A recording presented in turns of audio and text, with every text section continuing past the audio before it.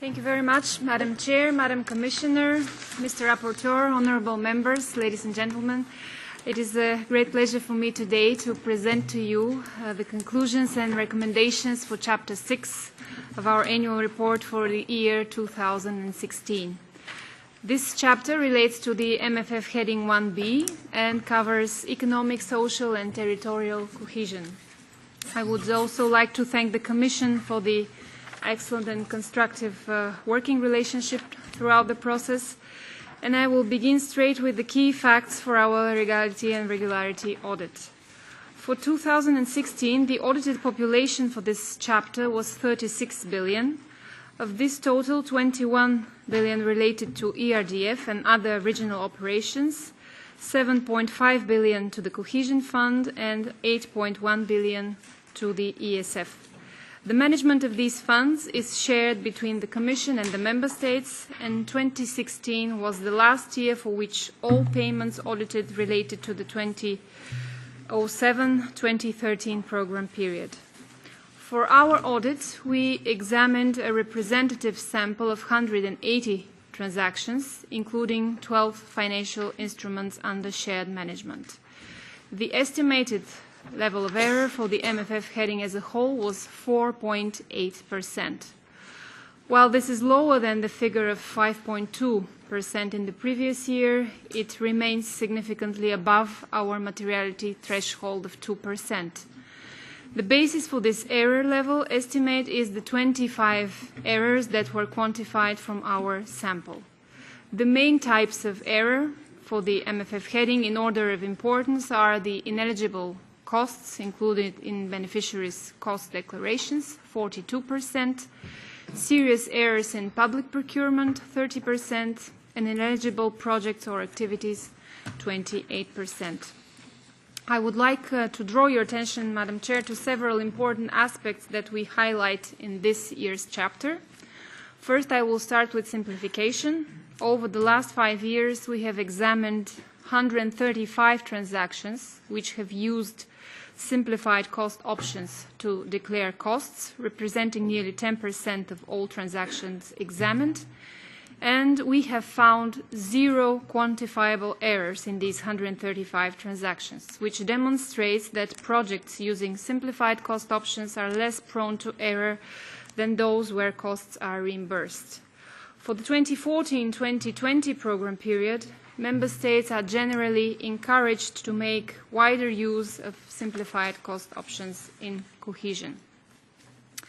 The second important element of the chapter is the extension of the eligibility period for financial instruments. I know this issue has been raised already in a number of debates we had on the annual report.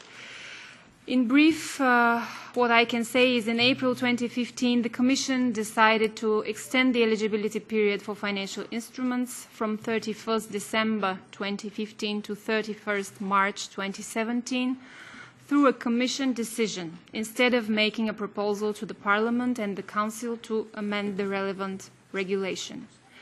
This is the 3rd year in a row we as a court highlight this issue of legal interpretation, and we estimate that the value of the payments and guarantees made in the extended period amounts to 2.5 billion euros.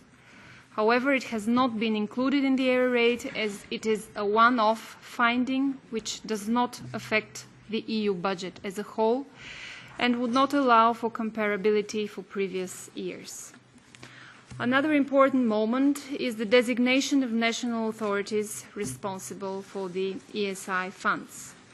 Again, for a 3rd consecutive year in our annual report, we signal delays in the start of the 2014-2020 programme period.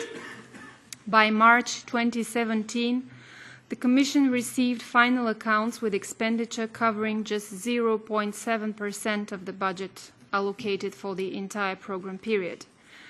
As of mid-2017, the delays in the budget implementation were greater than they were at the same point in the 2007-2013 programme period.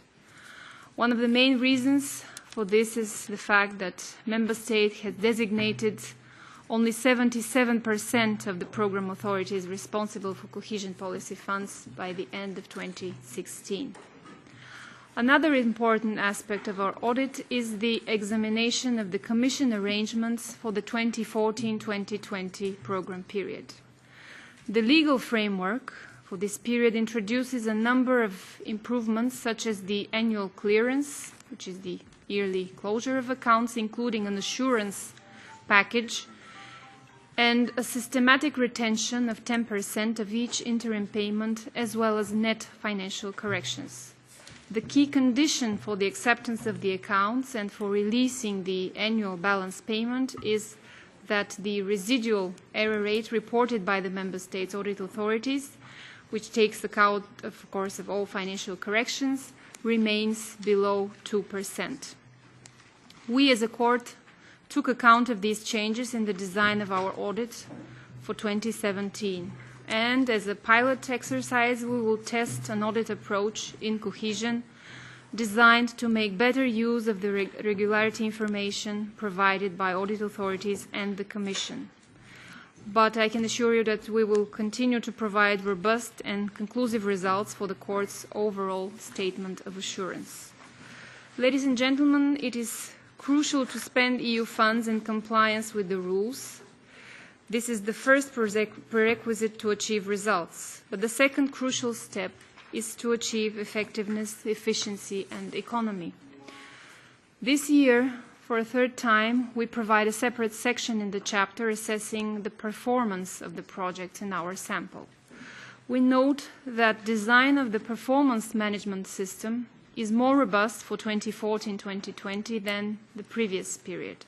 For example, audit authorities in the Member States now have to examine the reliability of performance data, and the legislation now allows the Commission to impose sanctions in some cases of a serious underachievement of financial and output indicators at priority access. Concerning the 2007-2013 program period, it is important to note that the legal framework did not oblige program authorities to define result indicators at project level. Therefore, we found that only 1/3 of the 168 projects examined had a performance measurement system in place, linking outputs and results to the operational program objectives. In addition, we have also identified weaknesses in the way Member States had designed their performance systems at both operational program and project level. Despite, though, these ongoing flaws in performance management, it is important to highlight that nearly all, 92% in fact, of the assessed projects achieved the objectives that had been set for them, either fully or partially.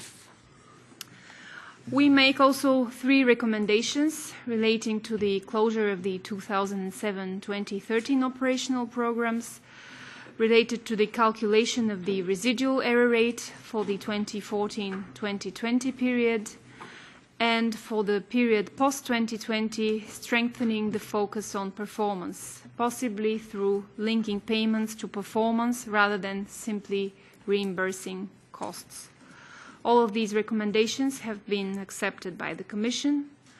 And in conclusion, I would like to underline that cohesion policy remains one of the main investment policy in the EU, a policy where the EU can show its added value by providing results that are visible for all European citizens if implemented properly. I hope our conclusions and recommendations will be of value to you, will contribute to this process, and especially for the work of this committee as well as for the Commission. Madam Chair, Madam Commissioner, Mr. Rapporteur, honourable members, thank you very much for your attention.